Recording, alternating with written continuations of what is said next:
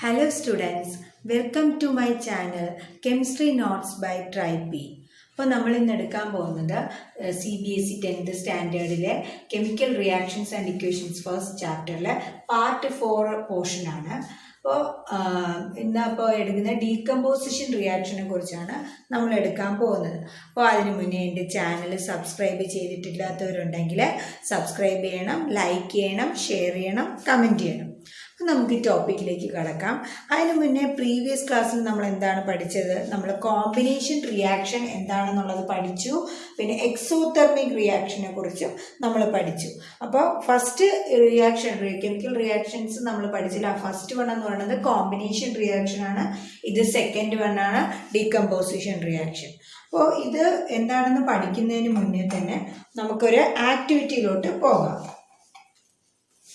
അപ്പോൾ ഇത് ആക്ടിവിറ്റി 5 ആണ്.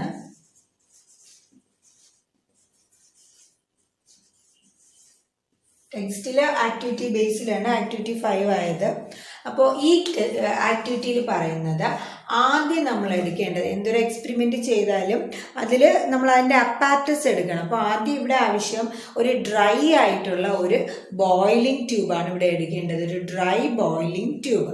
ഇനി നമുക്ക് റിയാക്റ്റൻസ് യൂസ് ചെയ്യാം. ആദ്യം ഡ്രൈ ബോയിലിംഗ് ട്യൂബ്, അതിലോട്ട് ferrous sulphate crystals, ferrous sulphate FeSO4 ആണ്, FeSO4 ക്രിസ്റ്റൽസ് ആഡ് ചെയ്യണം.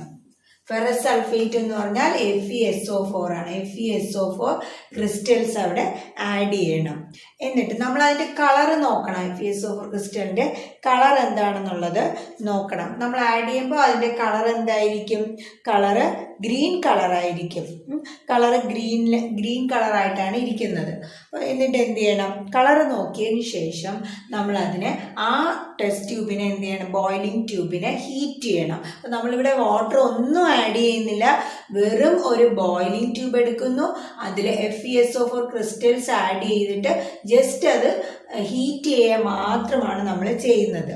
അപ്പോൾ കളർ നമ്മൾ നോട്ട് ചെയ്തു. FeSO4 ക്രിസ്റ്റൽസിൻ്റെ കളറ് ഗ്രീൻ ആയിരുന്നു. നമ്മൾ അതിനെ ഹീറ്റ് ചെയ്യുകയാണ്. ഹീറ്റ് ചെയ്യുമ്പോൾ നമുക്ക് എന്താ കാണാൻ പറ്റുമെന്ന് പറഞ്ഞാൽ അവിടെ നമുക്ക് ഒബ്സർവേഷനിൽ കാണാൻ കഴിയുന്നത് എന്തൊക്കെയാണെന്ന് നോക്കാം.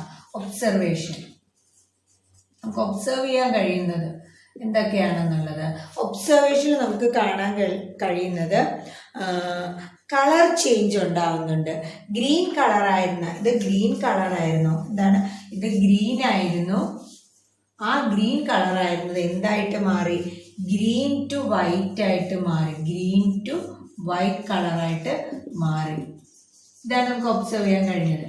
ഗ്രീൻ കളറായിരുന്ന FeSO4 ക്രിസ്റ്റൽസ് ഹീറ്റ് ചെയ്തപ്പോൾ വൈറ്റ് കളറായിട്ട് മാറി.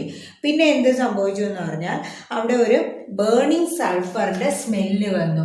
സ്മെൽ ഓഫ് ബേണിംഗ് സൾഫറിൻ്റെ സ്മെല്ല് വന്നു. ആ ഒരു ഓർഡർ, നമ്മൾ ഓർഡർ എന്ന് പറഞ്ഞാൽ സ്മെല്ല്, നമ്മൾ അതിൻ്റെ സ്മെല്ല് ഒരു റിയാക്ഷൻ നടക്കുമ്പോൾ ചിലതൊക്കെ നമ്മൾ കണ്ടുപിടിക്കുന്ന സ്മെല്ല് വെച്ചിട്ടാണ്. അപ്പോൾ അവിടെ ആ സ്മെല്ല് എന്ന് പറയുന്ന ആ ഓർഡർ എന്നാണ് കെമിസ്ട്രിയിൽ പറയുന്ന ഓർഡർ എന്ന് പറയുന്നത് ബേണിംഗ് സൾഫറിൻ്റെ ഓർഡറാണ് അവിടെ വന്നിരിക്കുന്നത്. അപ്പോൾ എന്താണ് ആക്ടിവിറ്റി 5 നമ്മൾ പറഞ്ഞത്? FeSO4 ക്രിസ്റ്റൽസ് എടുത്തു, ഡ്രൈ ബോയിലിംഗ് ട്യൂബിലെടുത്തു, അതിന് ഗ്രീൻ കളറായിരുന്നു. അതിനെ ജസ്റ്റ് നമ്മൾ ഹീറ്റ് ചെയ്ത് മാത്രം ചെയ്തു. ഹീറ്റ് ചെയ്തപ്പോൾ ആ ഗ്രീൻ കളർ എന്തായിട്ട് മാറി? വൈറ്റ് കളറായിട്ട് മാറി. അതുപോലെ തന്നെ അവിടുത്തെ ഓർഡർ എന്ന് പറയുന്നത് സ്മെൽ ഓഫ് ബേണിംഗ് സൾഫറിൻ്റെ ഒരു സ്മെല്ല് വന്നു. ഇത്രയും കാര്യങ്ങളാണ് വന്നത്. ഇനി നമുക്കിതിൻ്റെ ഇക്വേഷനിലോട്ട് പോകാം. ഇക്വേഷൻ എങ്ങനെയാണെന്ന് നോക്കാം. Equation 2FeSO4 gives Fe2O3 plus SO2 plus SO3. ഇത്രയും കാര്യങ്ങളാണ് കിട്ടുന്നത്. 2FeSO4 gives Fe2O3 plus SO2 plus SO3. അപ്പോൾ ഇവിടെ ഇത് സോളിഡ് ആണ്, ഇത് ഗേഷ്യസ് ഫോം, ഇവിടെയും ഗേഷ്യസ് ഫോം. ഇത് നമ്മുടെ റിയാക്റ്റൻറ്റും സോളിഡ് ആണ്. ഇത് നമ്മൾ എഴുതണമെന്നില്ല, ജസ്റ്റ് മനസ്സിലാക്കാൻ വേണ്ടി. ഇക്വേഷൻ മസ്റ്റ് അല്ല, നമുക്കൊന്ന് മനസ്സിലാക്കാം. ഇവിടെ പ്രോഡക്റ്റ് കിട്ടിയതിൽ ഒന്ന് സോളിഡും ബാക്കി ഗ്യാസസും ആണ് കിട്ടിയിരിക്കുന്നത്. അപ്പോൾ ഇവിടെ എന്താണ് ഈ ഇക്വേഷൻ നല്ലതുപോലെ പഠിക്കുക. ഇതൊരു മെയിനായിട്ടുള്ള ഒരു കുറച്ച് പാടായിട്ടുള്ള ഒരു ഇക്വേഷനിലോട്ട് നമ്മൾ എത്തിയിരിക്കുകയാണ് ഇത്രയും പഠിച്ചതിൽ വെച്ചിട്ട്. അപ്പോൾ ജസ്റ്റ് നല്ലോണം മനസ്സിലാക്കിയാൽ മാത്രം മതി. അതായത് 2FeSO4 ഫെറസ് സൾഫേറ്റ് ആണ് ഇവിടെ യൂസ് ചെയ്യുന്നത്. അത് എന്തായിട്ട് മാറി? ഫെറസ് സൾഫേറ്റ് Fe2O3 ആയിട്ട് മാറി, ഫെറിക് ഓക്സൈഡ് ആയിട്ട് മാറി, അത് സൾഫർ ഡയോക്സൈഡും സൾഫർ ട്രയോക്സൈഡുമായിട്ട് മാറുകയാണ് ചെയ്തിരിക്കുന്നത്. അപ്പം എന്തൊക്കെയാണെന്ന് നമുക്ക് ഒന്നുകൂടെ നോക്കാം. എന്തൊക്കെയാണ് 2FeSO4?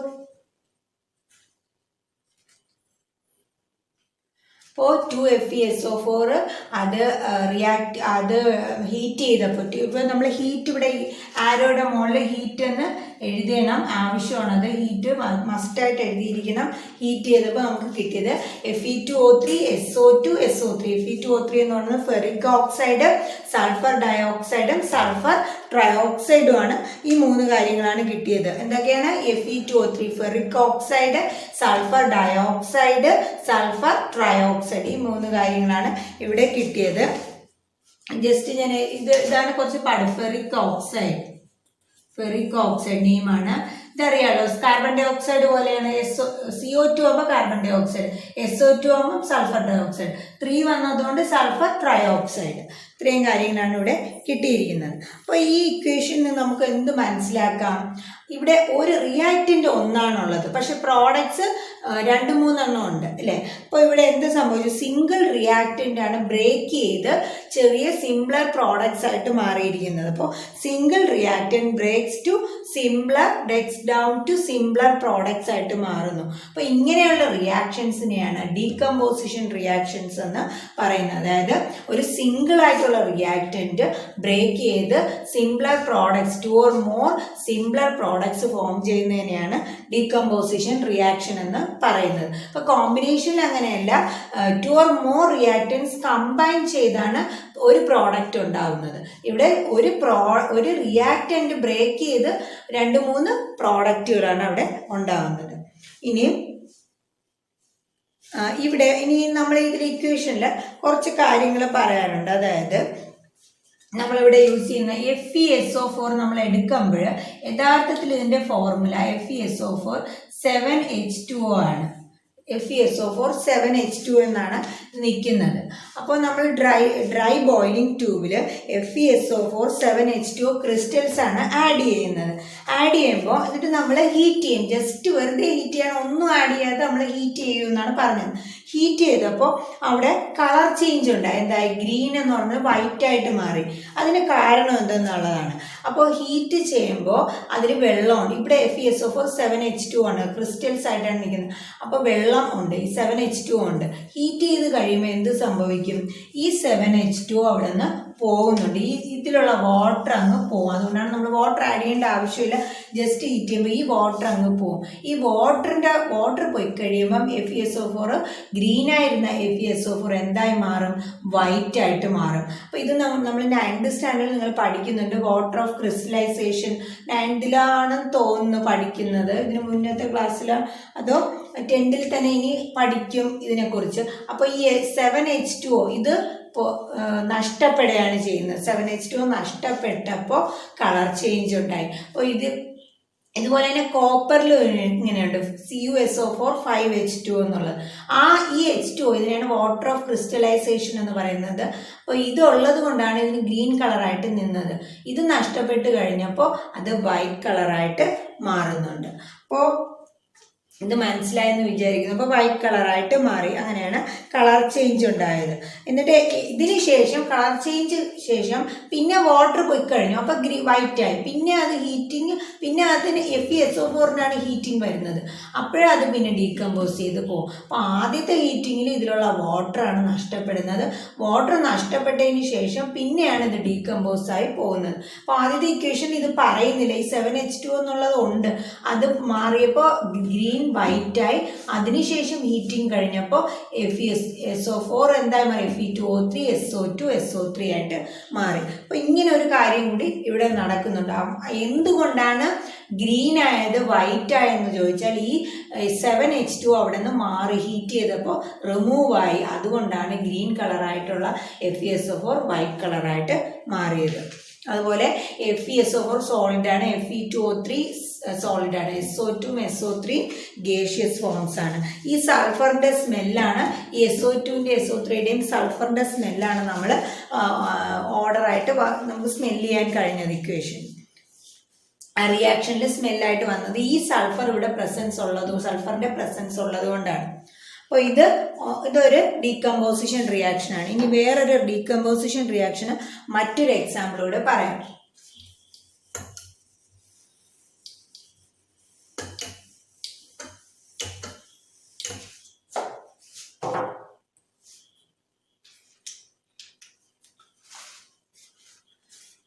CaCO3 ഹീറ്റ് കൊടുക്കുകയാണ്. ഹീറ്റ് ചെയ്യുമ്പോൾ CaO പ്ലസ് CO2 ആയി മാറും.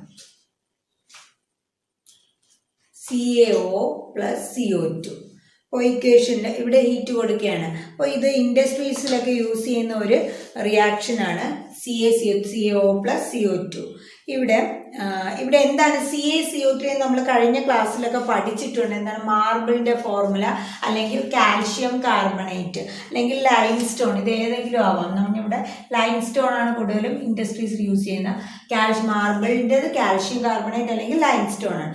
CaO എന്താണെന്ന് പഠിച്ചു. ലൈം അല്ലെങ്കിൽ ക്വിക്ക് ലൈം, ലൈം അല്ലെങ്കിൽ ക്വിക്ക് ലൈം.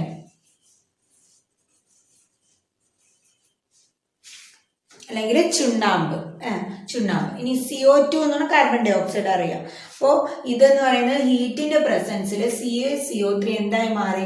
CaOയും CO2 ആയി മാറി. CaO, അതായത് ഇവിടെ നോക്കുക, Ca ഉണ്ട്, ഒരു O ഇവിടെ പോകുന്നുണ്ട്, ബാക്കി എത്ര ഉണ്ട്? 2 O ഇവിടെ ഉണ്ട്. അതാണ് CO2 ആയി മാറിയത്. Ca ഒരു O ഇങ്ങോട്ട് പോയി, അപ്പൊ CaO, ബാക്കിയുള്ളത് CO2. അങ്ങനെയാണ് CO2 ആയിട്ട് മാറിയത്. അപ്പോൾ ഇത് സിമെന്റ് മാനുഫാക്ചറിലൊക്കെ ഈ ഇക്വേഷൻ, ഈ റിയാക്ഷനാണ് ഉപയോഗപ്പെടുത്തുന്നത്. സിമെന്റ് മാനുഫാക്ചറൊക്കെ നടക്കുമ്പോൾ ഈ രീതിയിലാണ് സിമെന്റ് മാനുഫാക്ചറിങ് നടത്തുന്നത്. അപ്പോൾ ഇവിടെ ഇനി വേറൊരു കാര്യം പറയാനുള്ളത്, ഈ ഡീകമ്പോസിഷൻ റിയാക്ഷൻ എങ്ങനെയാണ് നടന്നത്? നമ്മളിപ്പോൾ 2 റിയാക്ഷൻസ് പഠിച്ചു. ഈ 2 റിയാക്ഷൻസും ഹീറ്റ് കൊടുത്താണ് നടത്തിയിരിക്കുന്നത്. അപ്പോൾ decomposition reaction carried out by ഹീറ്റിലൂടെ ക്യാരി ചെയ്യുന്ന ഡീകമ്പോസിഷൻ റിയാക്ഷൻസിന് ഒരു പ്രത്യേക പേരുണ്ട്. അതായത് തെർമൽ ഡീകമ്പോസിഷൻ എന്നാണ് ഇതിനെ പറയുന്നത്. ഹീറ്റിലൂടെ നടത്തുന്നതിന് തെർമൽ ഡീകമ്പോസിഷൻ റിയാക്ഷൻ എന്നാണ് പറയുന്നത്. അപ്പോൾ ഹീറ്റ് യൂസ് ചെയ്താണ് ഇവിടെ നടത്തിയിരിക്കുന്നത്. അതുകൊണ്ടാണ് ഇതിനെ തെർമൽ ഡീകമ്പോസിഷൻ റിയാക്ഷൻ എന്ന് പറയുന്നത്. ഇനി നമുക്ക് മറ്റൊരു ആക്ടിവിറ്റി കൂടെ നോക്കാം. അതായത് ആക്ടിവിറ്റി 6. ഇത് തന്നെയാണ് ഇവിടെ വരുന്നത്. തെർമൽ ഡീകമ്പോസിഷന്റെ വേറൊരു ഇക്വേഷൻ ആക്ടിവിറ്റിയും കൂടെയാണ്. ഇതിൽ ആദ്യം എടുക്കേണ്ടത് ഒരു ബോയിലിംഗ് ട്യൂബ്, ഡ്രൈ ആയിട്ടുള്ള ബോയിലിംഗ് ട്യൂബ് എടുക്കുക. രണ്ടാമത് എടുക്കേണ്ട റിയാക്റ്റന്റ് എന്നാണ് ലെഡ് നൈട്രേറ്റ് പൗഡർ യൂസ് ചെയ്യുന്നുണ്ട്. അപ്പോൾ ടെസ്റ്റ് ട്യൂബിലേക്ക് ലെഡ് നൈട്രേറ്റ് അല്ലെങ്കിൽ ബോയിലിംഗ് ട്യൂബിലേക്ക് ലെഡ് നൈട്രേറ്റ് പൗഡർ ആഡ് ചെയ്യുന്നുണ്ട്. അതിനെ എന്ത് ചെയ്യും? അതിനുശേഷം ഹീറ്റ് ചെയ്യുന്നുണ്ട്. ഇവിടെയും ഹീറ്റാണ് കൊടുക്കുന്നത്. അപ്പോൾ നമുക്ക് ഒബ്സർവേഷനിൽ എന്ത് കാണാൻ സാധിക്കും? ഒബ്സർവേഷനിൽ നമുക്ക് നാച്ചുറലി നമ്മൾ ഇക്വേഷൻ ഈ റിയാക്ഷൻ നടത്തുമ്പോൾ, ലാബിൽ നടത്തുമ്പോൾ ഒബ്സർവേഷനിൽ നമുക്ക് ഒബ്സർവ് ചെയ്യുമ്പോൾ എന്ത് കാണാൻ സാധിക്കും എന്ന് പറഞ്ഞാൽ ബ്രൗൺ ഫ്യൂംസ് പുറത്തോട്ട് വരും. എന്താണ് ബ്രൗൺ ഫ്യൂംസ് പുറത്തോട്ട് വരുന്ന ടെസ്റ്റ് ട്യൂബിന്റെ അല്ലെങ്കിൽ ബോയിലിംഗ് ട്യൂബിന്റെ മുകളിൽ കൂടി ബ്രൗൺ കളറിലുള്ള പുക പുറത്തോട്ട് വരുന്നതായിട്ട് കാണാം. ഇത് കാണിക്കുന്നത് നൈട്രജൻ ഡയോക്സൈഡിന്റെ NO2ന്റെ പ്രസൻസ് ആണ് ഇവിടെ കാണിക്കുന്നത്. നൈട്രജൻ ഡയോക്സൈഡിന്റെ പ്രസൻസ് ആണ് ഈ ബ്രൗൺ ഫ്യൂംസ് വഴി കാണിക്കുന്നത്. അപ്പോൾ ഇതാണ് ഒബ്സർവ് ചെയ്യാൻ പറ്റുന്നത്. ഇനി നമുക്ക് ഇക്വേഷൻ പഠിക്കാം. അതായത് ഇക്വേഷൻ എന്താണെന്നുള്ളത് നോക്കാം. 2PbNO3 twice ഹീറ്റ് കൊടുക്കുകയാണ്. ഹീറ്റ് കൊടുക്കുമ്പോൾ എന്ത് സംഭവിക്കും? ഹീറ്റ് പ്രസൻസിൽ 2PbO plus 4NO2 plus O2. ഇതാണ് ഇവിടുത്തെ ഇക്വേഷൻ. 2PbNO3 ട്വൈസ് ആണ് ലെഡ് നൈട്രേറ്റ്. അതിനെ ജസ്റ്റ് ഹീറ്റ്, ഇവിടെ റിയാക്ടൻസ് ഒരു റിയാക്ടൻറ്റ് മതി. അപ്പം 2PbNO3 ട്വൈസ് ഹീറ്റ് ചെയ്യുമ്പോൾ എന്തൊക്കെ കിട്ടും? 2PbO. PbO എന്ന് പറയുന്നത് ലെഡ് ഓക്സൈഡ്. അതിൻ്റെ കൂടെ എന്താണ് വരുന്നത്? അതിൻ്റെ കൂടെ വരുന്നത് നൈട്രജൻ ഡയോക്സൈഡും ഓക്സിജനും. നൈട്രജൻ ഡയോക്സൈഡും ഓക്സിജനുമാണ് അതിൻ്റെ കൂടെ വരുന്നത്. അപ്പോൾ 2PbNO3 twice lead nitrate decomposition നടന്നു കഴിയുമ്പോൾ, ഹീറ്റിൻ്റെ പ്രസൻസിൽ നടന്നു കഴിയുമ്പോൾ 2PbO എന്ന് പറയുന്നത് ലെഡ് ഓക്സൈഡ്, നൈട്രജൻ ഡയോക്സൈഡ്, പിന്നെ ഓക്സിജൻ. ഈ നൈട്രജൻ ഡയോക്സൈഡ് വന്നതുകൊണ്ടാണ് ബ്രൗൺ ഫ്യൂംസ് പോയത്. ടെസ്റ്റ് ബോയിലിംഗ് ട്യൂബിൻ്റെ മുകളിൽ കൂടി ബ്രൗൺ ഫ്യൂംസ് നമുക്ക് കാണാൻ സാധിച്ചത് ഈ നൈട്രജൻ ഡയോക്സൈഡിൻ്റെ പ്രസൻസിലാണ്. അപ്പോൾ ഈ 3 കാര്യങ്ങളാണ് ഡീകമ്പോസിഷൻ റിയാക്ഷൻസിൽ നമ്മൾ 3 ഇക്വേഷൻസ് ആണ് മെയിൻലി പഠിച്ചത്. ആദ്യം പഠിച്ചത് എന്താണ്? FeSO4ൻ്റെ ഇക്വേഷൻ, ഫെറസ് സൾഫേറ്റ് ഫെറിക് ഓക്സൈഡും സൾഫർ ഡയോക്സൈഡും സൾഫർ ട്രയോക്സൈഡായിട്ട് മാറുന്നുണ്ട്. രണ്ടാമത്തെ ഇക്വേഷൻ കാൽഷ്യം കാർബണേറ്റ് ഹീറ്റ് ചെയ്യുമ്പോൾ കാൽഷ്യം ഓക്സൈഡും കാർബൺ ഡൈ ഓക്സൈഡായിട്ട് മാറുന്നുണ്ട്. മൂന്നാമത്തെ 2PbNO3 twice lead nitrate 2PbO എന്താണ്? ലെഡ് ഓക്സൈഡും നൈട്രജൻ ഡയോക്സൈഡും ഓക്സിജനുമായിട്ട് മാറുന്നുണ്ട്. ഇവിടെയെല്ലാം ഹീറ്റ് യൂസ് ചെയ്യുന്നുണ്ട്. Reaction is carried out, decomposition reaction is carried out by heat ആണ്. ഇൻ പ്രസൻസ് ഓഫ് ഹീറ്റ് ആണ് ഇവിടെ ക്യാരി ചെയ്യുന്നത്. അതുകൊണ്ട് തന്നെ ഇതിനെ എന്ത് പറയും? ഈ റിയാക്ഷൻസിനെ തെർമൽ ഡീകമ്പോസിഷൻ റിയാക്ഷൻസ് എന്ന് പറയും. അപ്പോൾ ഇതിനെ തെർമൽ ഡീകമ്പോസിഷൻ റിയാക്ഷൻസ് എന്നാണ് പറയുന്നത്. അടുത്തത് ആക്ടിവിറ്റി 7 ആണ്. അപ്പോൾ ഇത് ഒരു എക്സ്പെരിമെൻ്റ്, എക്സ്പെരിമെൻ്റ് പോലെ ചെയ്യേണ്ടതാണ്. അതായത് ഇതൊരു പ്ലാസ്റ്റിക് മഗ് എടുക്കുക. ആദ്യം ഒരു പ്ലാസ്റ്റിക് മഗ് എടുക്കുക. അതിൽ 2 ഹോൾസ് ഡ്രില്ല് ചെയ്യുക. അതുകൊണ്ട് ഈ ഭാഗത്തായിട്ട് 2 ഹോൾസ് ഡ്രില്ല് ചെയ്യുക. എന്നിട്ട് അതിൽ റബ്ബർ സ്റ്റോപ്പേഴ്സ് ഫിറ്റ് ചെയ്യുക ഈ ഹോൾസിലോട്ട്. എന്നിട്ട് അതിലോട്ട് കാർബൺ ഇലക്ട്രോഡ്, ഈ ബ്ലാക്ക് കളറിൽ കാണും കാർബൺ ഇലക്ട്രോഡ്സ് ഈ റബ്ബർ സ്റ്റോപ്പറിൻ്റെ ഇടയ്ക്ക് ഇൻസേർട്ട് ചെയ്യുക. അതിനുശേഷം ഇതിനെ ഈ ഇലക്ട്രോഡുകളെ 6 വോൾട്ട് ബാറ്ററിയിലോട്ട് കണക്ട് ചെയ്യുക. എന്നിട്ട് അതിനുശേഷം ഇതിലോട്ട് മഗ്ഗിലോട്ട് വെള്ളം ആഡ് ചെയ്യുക. വെള്ളം ആഡ് ചെയ്തിട്ട് ഈ ഇലക്ട്രോഡ്സ് ഫുള്ളായിട്ട് ഈ വെള്ളത്തിൽ ഇമേഴ്സ് ചെയ്ത് നിൽക്കാൻ, ഫുള്ള് മുങ്ങി നിൽക്കാനായിട്ടുള്ള വെള്ളം ആഡ് ചെയ്യുക. അതിലോട്ട് വേണമെങ്കിൽ ഒരു few drops of dilute H2SO4 കൂടി നമുക്ക് ആഡ് ചെയ്യാം. പെട്ടെന്ന് റിയാക്ഷൻ നടക്കാൻ വേണ്ടിയിട്ടാണ് അത്. എന്നിട്ട് അതിനുശേഷം 2 ടെസ്റ്റ് ട്യൂബുകൾ എടുക്കുക. അതിലും വെള്ളം ഫില്ല് ചെയ്ത ശേഷം ഇൻവേർട്ട് ചെയ്യുക. തിരിച്ച് കമഴ്ത്തി വയ്ക്കുക. ഇൻവേർട്ട് ചെയ്തിട്ട് ഈ കാർബൺ ഇലക്ട്രോൺസിൻ്റെ മുകളിലായിട്ട് ഇൻവേർട്ടഡ് പൊസിഷനിൽ അതിനെ ഈ ടെസ്റ്റ് ട്യൂബുകളെ വയ്ക്കുക. അതിനുശേഷം കറണ്ട് സ്വിച്ച് ചെയ്ത ശേഷം ഈ അപ്പാരറ്റസിന് നമ്മളൊന്നും ഡിസ്റ്റർബ് ചെയ്യാതെ നമ്മളൊന്ന് ജസ്റ്റ് വെറുതെ വിടുക. അപ്പോൾ എന്താണ് നടക്കുന്നതെന്ന് നമുക്ക് നോക്കാം. അതായത് കുറച്ച് കഴിയുമ്പോൾ എന്ത് സംഭവിക്കും എന്ന് പറഞ്ഞാൽ ഇതിനെ ഈ ടെസ്റ്റ് ട്യൂബിൻ്റെ മുകൾ ഭാഗത്തായിട്ട് ബബിൾസ് ഫോം ചെയ്യുന്നതായിട്ട് നമുക്ക് കാണാം. ബബിൾസ് ചെറിയ രീതിയിൽ ബബിൾസ് ഫോം ചെയ്ത് വരും. കുറേ കഴിയുമ്പോൾ എന്ത് ചെയ്യും? ഈ ബബിൾസ്, ഈ വെള്ളം ഫുള്ള് മാറി അവിടെ ഫുൾ ബബിൾസായി വരും. കുറേ ലാസ്റ്റ് ആകുമ്പോൾ ഫുൾ ബബിൾസായി മാറും. എന്നിട്ട് അപ്പോൾ ഈ ബബിൾസ് എന്ന് പറഞ്ഞാൽ എന്തായിരിക്കും? ഗ്യാസസ് ആണ് അവിടെ ഫോം ചെയ്തിരിക്കുന്നത്. ബബിൾസ് എന്ന് പറഞ്ഞാൽ 2 ടെസ്റ്റ് ട്യൂബിലും ഗ്യാസസ് ആണ് ഫോം ചെയ്തത്. കുറച്ച് കഴിയുമ്പോൾ ഈ ഫുൾ ബബിൾസ് ആവും. ഈ വെള്ളം ഫുൾ മാറി ബബിൾസ് ആയതിനു ശേഷം നമുക്ക് എന്ത് ചെയ്യാം? നമുക്ക് ഈ ഗ്യാസ് ഇതിനെ നമുക്ക് പതുക്കെ റിമൂവ് ചെയ്തെടുക്കാവുന്നതാണ്. ഫുൾ ഗ്യാസ് ഫില്ല് ചെയ്ത ശേഷം, അതായത് ബബിൾസ് നിറഞ്ഞു കഴിയുമ്പോൾ നമുക്കിതിനെ ഈ ടെസ്റ്റ് ട്യൂബിനെ ഇതിൽ നിന്ന് റിമൂവ് ചെയ്തെടുക്കാം. എന്നിട്ട് നമുക്ക് എന്ത് ചെയ്യണം? ഈ 2 ടെസ്റ്റ് ട്യൂബിലും ഗ്യാസ് ഫില്ലായിട്ടുണ്ട്. അപ്പോൾ ഈ ഗ്യാസ് എന്താണെന്ന് നമുക്കിനി ചെക്ക് ചെയ്യേണ്ടതാണ്. അപ്പോൾ നമുക്ക് ഓരോ ടെസ്റ്റ് ട്യൂബിൽ വഴി നമുക്ക് ചെക്ക് ചെയ്യാവുന്നതാണ്. അപ്പോൾ ആദ്യത്തെ ടെസ്റ്റ് ട്യൂബ്, ഇപ്പോൾ ഒരു 2 ടെസ്റ്റ് ട്യൂബ് നമ്മൾ ചെക്ക് ചെയ്യാം, ബബിൾസ് കാണുന്നുണ്ട്. അപ്പം നമുക്ക് ഓരോ ഗ്യാസ് നമുക്ക് ജനറലി നമുക്ക് എന്ത് ചെയ്യാം, ഹൈഡ്രജനും ഓക്സിജനും വേണമെങ്കിൽ നമുക്ക് ടെസ്റ്റ് ചെയ്യാം. ഹൈഡ്രജൻ ഗ്യാസും ഉണ്ടോ എന്നുള്ളത് നമുക്ക് ടെസ്റ്റ് ചെയ്യാം. അപ്പോൾ ആദ്യം ഞാൻ ഹൈഡ്രജൻ്റെ ടെസ്റ്റാണ് ചെയ്യുന്നത്. ഹൈഡ്രജൻ ഗ്യാസിൻ്റെ ടെസ്റ്റാണ് ചെയ്യുന്നത്. നമുക്ക് നോർമലി നമ്മൾ പഠിച്ചിട്ടുണ്ട് ഹൈഡ്രജൻ്റെ ടെസ്റ്റ് എങ്ങനെയാണ് ചെയ്യുന്നത്. നമ്മളൊരു ക്യാൻഡിൽ കത്തിച്ചിട്ട് ആ ടെസ്റ്റ് ട്യൂബിൻ്റെ മുകളിലോട്ട് കൊണ്ടുവരിക. ഗ്യാസിൻ്റെ ടെസ്റ്റ് ട്യൂബിലുള്ള ഗ്യാസിൻ്റെ മുകളിലോട്ട് കൊണ്ടുവരുമ്പോൾ അതെന്ത് ചെയ്യും, burns with a pop sound, ഒരു പോപ്പ് സൗണ്ട് അത് പുറപ്പെടുവിപ്പിക്കും. പോപ്പ് സൗണ്ടിൽ അത് ബേൺ ചെയ്യും ക്യാൻഡിൽ. അപ്പോൾ അതിൻ്റെ അർത്ഥം എന്താണ്, അവിടെ ഹൈഡ്രജൻ ഉണ്ടെന്നാണ്. അപ്പോൾ ഇതിൽ ഒരു ടെസ്റ്റ് ട്യൂബിൽ നമ്മളത് കാണിക്കുമ്പോൾ അവിടെ പോപ്പ് സൗണ്ടിൽ ബേൺ ചെയ്യുന്നുണ്ട്. അപ്പോൾ അവിടെ ഒരു ടെസ്റ്റ് ട്യൂബിൽ എന്തുണ്ട്, ഹൈഡ്രജൻ. ഒരു ടെസ്റ്റ് ട്യൂബിലെ ഗ്യാസ് എന്ന് പറയുന്നത് ഹൈഡ്രജൻ ഗ്യാസ് ആണെന്ന്, ടെസ്റ്റ് ട്യൂബ് 1 ഗ്യാസ് എന്ന് പറയുന്നത് ഹൈഡ്രജൻ ആണെന്ന് മനസ്സിലായി. അപ്പോൾ അപ്പുറത്തെ ടെസ്റ്റ് ട്യൂബിൽ അത് കാണിക്കുമ്പോൾ അത് കാണിക്കുന്നില്ല, പോപ്പ് സൗണ്ടിൽ ബേൺ ചെയ്യുന്നില്ല. അപ്പോൾ ഒന്നിൽ മാത്രമേ ഹൈഡ്രജൻ ഉണ്ടോ എന്ന് മനസ്സിലാക്കി. രണ്ടാമത് നമ്മൾ ഓക്സിജൻ ടെസ്റ്റ് ചെയ്യാണ്. സെക്കൻഡ് ടെസ്റ്റ് ട്യൂബിൽ നമ്മൾ ഓക്സിജൻ ടെസ്റ്റ് ചെയ്ത് നോക്കുകയാണ്. അപ്പോൾ അതിൽ നമ്മൾ എങ്ങനെയാണ് ഓക്സിജൻ ടെസ്റ്റ് ചെയ്യുന്നത്, നമ്മൾ എന്തെങ്കിലും ഒരു ഇതിൽ നമ്മൾ തീ കത്തിച്ചതിന് ശേഷം അത് ഊതി അണച്ചിട്ട് ഫ്ലെയിം ഊതി അണച്ച ശേഷം നമ്മൾ ഈ ഗ്യാസ് ടെസ്റ്റ് ട്യൂബിൻ്റെ മുകൾ ഭാഗത്തോട്ട് കാണിക്കുകയാണെങ്കിൽ എന്ത് സംഭവിക്കും, അത് പിന്നെയും കത്തും, ഗ്ലോ ചെയ്യുന്നുണ്ട്. അതായത് ഓക്സിജൻ എപ്പോഴും റീലൈറ്റ് ചെയ്യും. ഗ്ലോയിങ് ആയിട്ടുള്ള എന്തൊരു എന്തൊരു സാധനം നമ്മൾ കാണിച്ചാലും അത് റീലൈറ്റ് ചെയ്യും. നമ്മൾ തീപ്പെട്ടി കൊണ്ട് കത്തിക്കാതെ തന്നെ, ലൈറ്റ് ചെയ്യാതെ തന്നെ സ്വതവേ ഓക്സിജൻ ഗ്യാസിൻ്റെ പ്രസൻസിൽ അത് റീലൈറ്റഡ് ആയിട്ട് വരും. അപ്പോൾ അതിൽ നിന്ന് നമുക്ക് മനസ്സിലാക്കാം സെക്കൻഡ് ടെസ്റ്റ് ട്യൂബിൽ ഓക്സിജൻ ഉള്ളത് കാര്യം നമുക്ക് മനസ്സിലാക്കാം.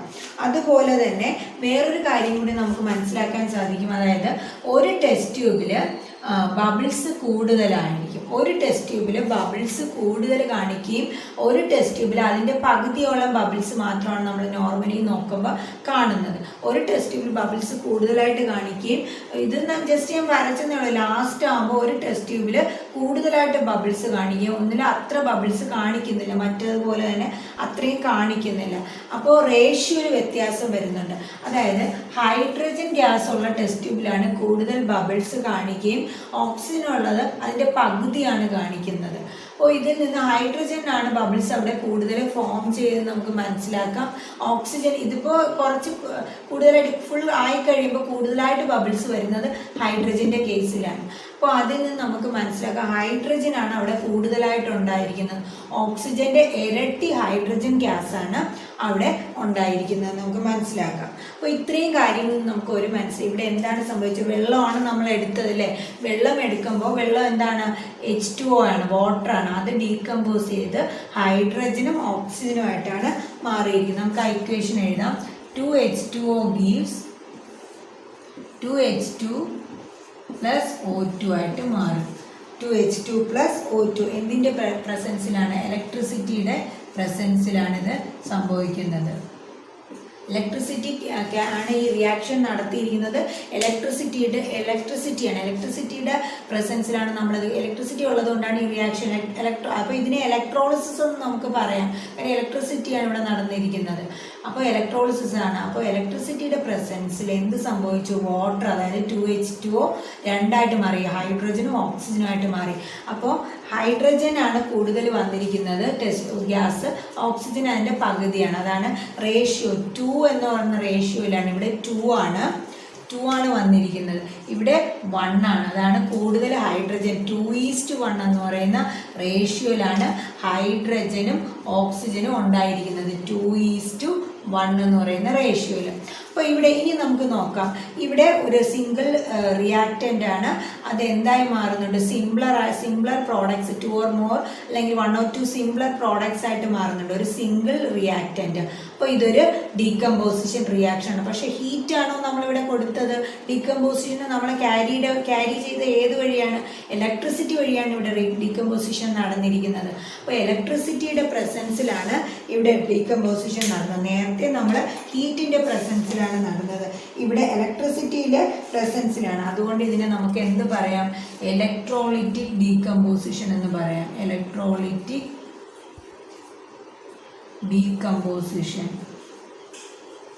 ഇതിനെ നമുക്ക് ഇലക്ട്രോലൈറ്റിക് ഡീകമ്പോസിഷൻ എന്ന് പറയാം. അപ്പോൾ ഇലക്ട്രിസിറ്റിയുടെ പ്രസൻസിൽ ഡീകമ്പോസിഷൻ റിയാക്ഷൻ ക്യാരി ചെയ്യുകയാണെങ്കിൽ ആ റിയാക്ഷൻസിന് നമ്മൾ ഇലക്ട്രോലൈറ്റിക് ഡീകമ്പോസിഷൻ ഇക്വേഷൻ ഇതാണ്. ഇത് മാത്രമേ നമുക്ക് പഠിക്കാനായിട്ടുള്ളൂ. 2H2 എന്തായി മാറും? 2H2 + O2 ആയിട്ട് മാറും. അപ്പോൾ ഇതാണ് ഇലക്ട്രോളിസിസ് നടക്കുമ്പോൾ നമ്മൾ ജസ്റ്റ് ഒന്ന് പറഞ്ഞുതരാം. അതായത് വാട്ടർ നമ്മൾ ബാറ്ററിയിൽ കണക്ട് ചെയ്യുന്നു, ഇലക്ട്രോഡ്സ് കൊടുക്കുന്നുണ്ട്, അതിനുശേഷം ടെസ്റ്റ് ട്യൂബ്സ് ഇൻവേർട്ടഡ് ആയിട്ട് വെക്കുന്നുണ്ട്. എന്നിട്ട് നമ്മൾ കണക്ട് ചെയ്ത് സ്വിച്ച് ഓൺ ചെയ്ത് കഴിയുമ്പോൾ ബബിൾസ് ഫോം ചെയ്യുന്നുണ്ട്. ബബിൾസ് കൂടുതലായിട്ട് വരുന്നത് ഹൈഡ്രജൻ ആണ്. ഹൈഡ്രജൻ ഉള്ള ആ ടെസ്റ്റ് ട്യൂബിലാണ് കൂടുതൽ ബബിൾസ് വരുന്നത്. ഓക്സിജനിൽ അതിൻ്റെ പകുതിയാണ് വരുന്നത്. ഇനി നമുക്ക് വേണമെങ്കിൽ ചെക്ക് ചെയ്യാം. എന്ത് കാണിക്കും? ഒരു ക്യാൻഡിൽ ലൈറ്റ് ചെയ്ത് ടെസ്റ്റ് ട്യൂബിൻ്റെ മുകളിൽ കാണിക്കുമ്പോൾ പോപ്പ് സൗണ്ടിൽ ബേൺ ചെയ്യുകയാണെങ്കിൽ അവിടെ ഹൈഡ്രജൻ ഉണ്ട്. അതല്ല നമ്മൾ കത്തിച്ച ഒരു ഗ്ലോ ചെയ്തുകൊണ്ടിരിക്കുന്ന എന്തിനും നമ്മൾ ലൈറ്റ് ഓഫ് ചെയ്തിട്ട് ടെസ്റ്റ് ട്യൂബിൻ്റെ മുകളിൽ കാണിക്കുകയാണെങ്കിൽ അത് റീലൈറ്റഡ് ആയിട്ട് മാറും. അത് തിരിച്ച് കത്തിപ്പിടിക്കും. അതിന് അർത്ഥം അവിടെ ഓക്സിജൻ ഉണ്ടെന്നാണ്. അതുപോലെ റേഷ്യോയും 2:1 എന്ന റേഷ്യോയിലാണ് ഹൈഡ്രജനും ഓക്സിജനും ഗ്യാസും അവിടെ ഫോം ചെയ്തിരിക്കുന്നത്. ഇലക്ട്രിസിറ്റിയുടെ പ്രസൻസിൽ നടക്കുന്നതുകൊണ്ട് അത് ഇലക്ട്രോലൈറ്റ് ഡീകമ്പോസ് ആണ്. അപ്പോൾ ഓക്സിജൻ ഫോം ചെയ്യുന്നത് ആനോഡിലും ഹൈഡ്രജൻ വരുന്നത് കാഥോഡിലുമാണെന്നുള്ള കാര്യം കൂടി ജസ്റ്റ് നോക്കി വയ്ക്കുക. അപ്പോൾ ഇത്രയും കാര്യങ്ങൾ ഡീകമ്പോസിഷൻ റിയാക്ഷൻ, ഇലക്ട്രോലൈറ്റിക് ഡീകമ്പോസിഷൻ റിയാക്ഷനിൽ ഈ ഒരു കാര്യം മാത്രമാണുള്ളത്. ഇനി നമുക്ക് അടുത്തൊരു ആക്ടിവിറ്റിയിലേക്ക് കടക്കാം.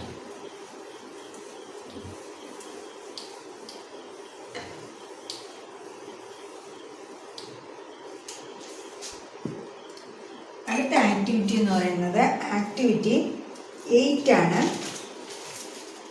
ആക്ടിവിറ്റി 8. അപ്പോൾ ഈ ആക്ടിവിറ്റിയിൽ എന്താണ് പറയേണ്ടത്? ഇതിൽ പറയുന്നതെന്ന് പറഞ്ഞാൽ ഒരു ചൈന ഡിഷാണ് ആദ്യം എടുക്കേണ്ടത്. ലാബിൽ ചെയ്യേണ്ട ആക്ടിവിറ്റിയാണ്. അതായത് ഒരു ചൈന ഡിഷ് എടുക്കുക. അതിലോട്ട് നമ്മൾ ആദ്യം ആഡ് ചെയ്യേണ്ടത് സിൽവർ ക്ലോറൈഡ് ആണ്. സിൽവർ ക്ലോറൈഡ് ആഡ് ചെയ്യുക. ചൈന ഡിഷിലേക്ക് സിൽവർ ക്ലോറൈഡ് ആഡ് ചെയ്യുക. അതിൻ്റെ കളർ എന്തായിരിക്കും? വൈറ്റ് കളറാണ്. സിൽവർ ക്ലോറൈഡിൻ്റെ കളറ് വൈറ്റ് കളറാണ്. ആഡ് ചെയ്ത ശേഷം നമ്മളത് സൺലൈറ്റിലോട്ട് പ്ലേസ് ചെയ്യും. കുറച്ച് നേരം സൺലൈറ്റ് കാണിക്കാനായിട്ട് സൺലൈറ്റ് കിട്ടാനായിട്ട് വെക്കുക. പ്ലേസ് ഇറ്റ് ഇൻ സൺലൈറ്റിലോട്ട് വെക്കുക.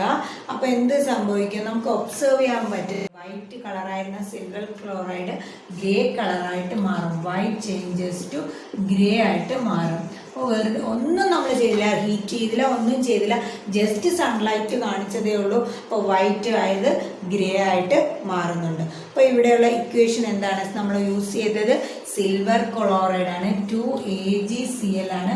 സിൽവർ ക്ലോറൈഡിൻ്റെ ഫോർമുല എന്ന് പറയുന്നത് AgCl ആണ്. അപ്പോൾ 2AgCl ഗീവ്സ് 2Ag + Cl2. എന്തിൻ്റെ പ്രസൻസിലാണ്? സൺലൈറ്റിൻ്റെ പ്രസൻസിലാണ്. 2AgCl gives 2Ag + Cl2. അതുപോലെ നമുക്ക് ഈ റിയാക്ഷൻ സിൽവർ ബ്രോമൈഡിൻ്റെ പ്രസൻസിലും ചെയ്യാം. 2AgBrഉം ഇതുപോലെ സിൽവർ ബ്രോമൈഡാണ്. സൺലൈറ്റിൽ വെക്കുകയാണെങ്കിൽ സെയിം 2Ag + Br2 കിട്ടുന്നതായിരിക്കും. അപ്പോൾ ഇത് രണ്ടും നമ്മൾ യൂസ് ചെയ്യുന്നത് ബ്ലാക്ക് ആൻഡ് വൈറ്റ് ഫോട്ടോഗ്രാഫിയിൽ ഈ റിയാക്ഷൻസ് ആണ് യൂസ് ചെയ്യുന്നത്. ബ്ലാക്ക് ആൻഡ് വൈറ്റ് ഫോട്ടോഗ്രാഫിയിൽ യൂസ് ചെയ്യുന്ന റിയാക്ഷൻസ് ആണ്. AgClൻ്റെ റിയാക്ഷൻ യൂസ് ചെയ്യും, AgBrൻ്റെ റിയാക്ഷൻസും യൂസ് ചെയ്യുന്നുണ്ട്. അപ്പോൾ ഇത് ചോദിക്കാം, ബ്ലാക്ക് ആൻഡ് വൈറ്റ് ഫോട്ടോഗ്രാഫി ഏത് റിയാക്ഷനാണ്? സൺലൈറ്റിൻ്റെ പ്രസൻസിലുള്ള ഡീകമ്പോസിഷനാണ് അവിടെ നടക്കുന്നത് എന്ന് ചോദിക്കാം. അപ്പോൾ ഇവിടെ ഈ കേസിൽ നമ്മളിവിടെ എന്താണ്? ഇവിടെയും ഡീകമ്പോസിഷനാണ് നടന്നിരിക്കുന്നത് അല്ലേ? അതായത് സിംഗിൾ റിയാക്റ്റൻറ്റ് സിംപ്ലറായിട്ട് മാറിയിട്ടുണ്ട്. 2 or more സിമിലർ പ്രോഡക്ട്സ് ആയിട്ട് സിംഗിൾ റിയാക്റ്റൻ്റ് ആണ്. പക്ഷേ പ്രോഡക്ട്സ് 1 or 2 അല്ലെങ്കിൽ 2 or more വരാം.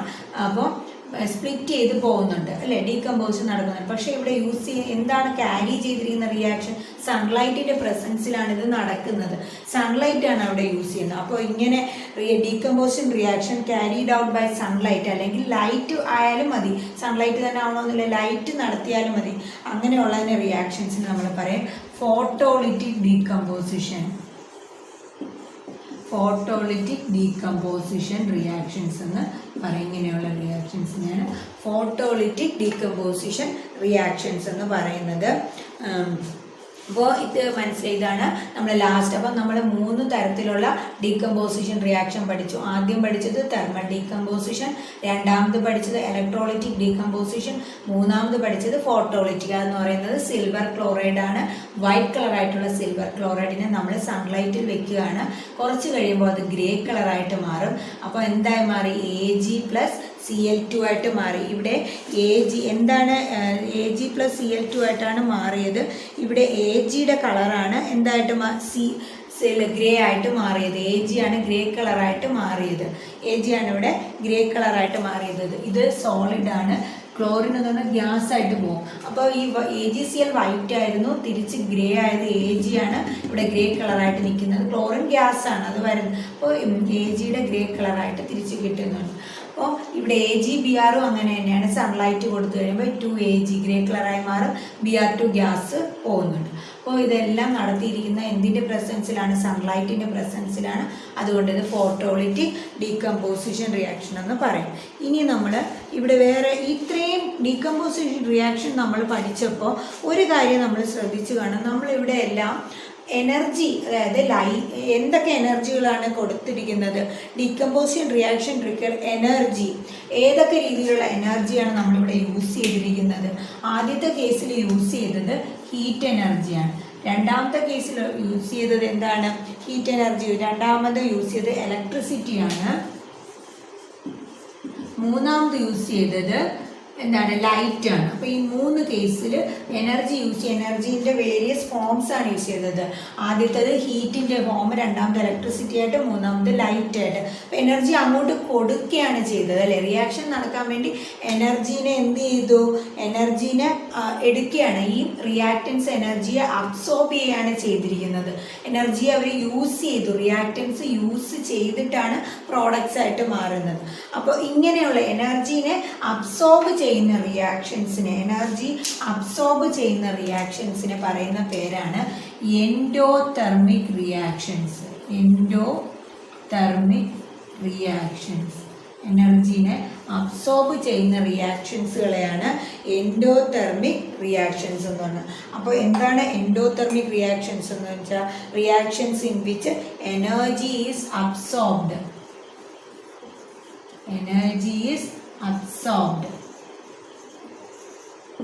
Reactions in which energy is absorbed are called endothermic reactions. Endo എന്ന് പറഞ്ഞാൽ എന്താണ്? എൻഡോസ്കോപ്പി നമ്മൾ ചെയ്യാറുണ്ട് ഹോസ്പിറ്റലിലൊക്കെ ചെല്ലുമ്പോൾ. എന്താണ്? ഉള്ളിലോട്ട് നമ്മളൊരു സാധനം നമ്മുടെ ഏത് അവയവത്തിനാണ് എൻഡോസ്കോപ്പി ചെയ്യേണ്ടത് അത് അകത്തോട്ട്, നമ്മുടെ കൂടുതലും വയറൊക്കെ ആണെങ്കിൽ നമ്മുടെ വായിൽ കൂടി എൻഡോസ്കോപ്പിയുടെ കുഴൽ അകത്തോട്ട് ഇങ്ങനെ കയറ്റി വിടും. അപ്പോൾ ഉള്ളിലോട്ട്, അപ്പോൾ എനർജി അവിടെ എനർജി അകത്തോട്ട് റിയാക്ഷൻസിലോട്ട് കൊടുക്കുകയാണ്, അകത്തോട്ട് കൊടുക്കുകയാണ് എനർജീനെ. അപ്പോൾ അബ്സോർബ് ചെയ്യണം, എനർജീനെ അകത്തോട്ട് എടുക്കുകയാണ് ചെയ്യുന്നത്. എനർജി ഏതൊക്കെ ഫോമിൽ എടുക്കുന്നുണ്ട്? ഹീറ്റ്, ഇലക്ട്രിസിറ്റി, ലൈറ്റ് എന്ന ഫോമിൽ അകത്തോട്ട് എടുക്കുകയാണ് ചെയ്യുന്നത്. അങ്ങനെയുള്ള റിയാക്ഷൻസിനെയാണ് എൻഡോതെർമിക് റിയാക്ഷൻസ് എന്ന് പറയുന്നത്. അപ്പോൾ നമ്മൾ ഇതിനു മുൻപ് കോമ്പിനേഷൻ റിയാക്ഷൻ പഠിച്ചപ്പോൾ ഒരു റിയാക്ഷൻ പഠിച്ചു, അതിൻ്റെ കൂടെ എക്സോതെർമിക് പഠിച്ചു. അതെന്താണ്? എനർജി റിലീസ് ചെയ്യുകയാണ് ചെയ്യുന്നത്.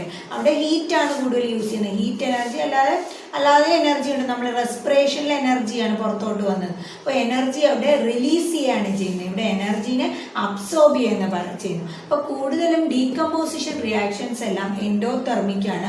അതുപോലെ കോമ്പിനേഷൻ റിയാക്ഷൻസ് എല്ലാം എക്സോതെർമിക്കാണ്. അപ്പോൾ എൻഡോതെർമിക്കും എക്സോതെർമിക്കും മാറിപ്പോകരുത്. എൻഡോതെർമിക് എന്ന് പറഞ്ഞാൽ എൻഡോസ്കോപ്പി അകത്തോട്ടുള്ളതാണ്. അപ്പോൾ എനർജി ഉള്ളിലോട്ട് അബ്സോർബ് ചെയ്യുകയാണ് ചെയ്യുന്നത്. എക്സോതെർമിക് എന്ന് പറഞ്ഞാൽ എക്സോസ്റ്റ് ഫാൻ, പുറത്തോട്ട് പോവുക. അപ്പോൾ എക്സോ എന്ന് പറഞ്ഞാൽ എനർജി പുറത്തോട്ട് റിലീസ് ചെയ്യുകയാണ് ചെയ്യുന്നത്. അപ്പോൾ എൻഡോതെർമിക് എന്ന് പഠിച്ചപ്പോൾ നമ്മൾ എന്താണ് പഠിച്ചത്? കോമ്പിനേഷൻ ഡീകമ്പോസിഷൻ റിയാക്ഷൻസ്, ഒരുവിധമുള്ള ഡീകമ്പോസിഷൻ റിയാക്ഷൻസ് എല്ലാം നമുക്ക് എൻഡോതെർമിക് റിയാക്ഷൻസിന് എക്സാമ്പിൾസ് ആയിട്ട് ഡീകമ്പോസിഷൻ റിയാക്ഷൻസിലെ ഇക്വേഷൻസ് തന്നെ കൊടുക്കാവുന്നതായിരിക്കും. അപ്പോൾ ഇന്ന് നമ്മൾ ഡീകമ്പോസിഷൻ റിയാക്ഷനെ കുറിച്ചാണ് ഇന്ന് നമ്മൾ പഠിച്ചിരിക്കുന്നത്. അപ്പോൾ നമുക്ക് ഇന്നത്തെ ക്ലാസ് കൺക്ലൂഡ് ചെയ്യാം. അപ്പോൾ ഇന്നത്തെ ക്ലാസ് എന്തൊക്കെയാണ് നമ്മൾ പഠിച്ചതെന്ന് നമുക്ക് നോക്കാം. അപ്പോൾ ഇന്നത്തെ ക്ലാസ് എന്താണ്? നമുക്ക് ഒന്നുകൂടെ ജനറലായിട്ട് മൊത്തം ഒന്ന് പഠിച്ചത് എന്താണെന്ന് നോക്കാം. നമ്മൾ ആദ്യം പഠിച്ച ഡീകമ്പോസിഷൻ റിയാക്ഷൻ ആണ്. എന്താണെന്നുള്ളത്? Decomposition reactions. A single reactant breaks down to give two or more similar products. അതിനെയാണ് ഡീകമ്പോസിഷൻ റിയാക്ഷൻസ് എന്ന് പറയുന്നത്.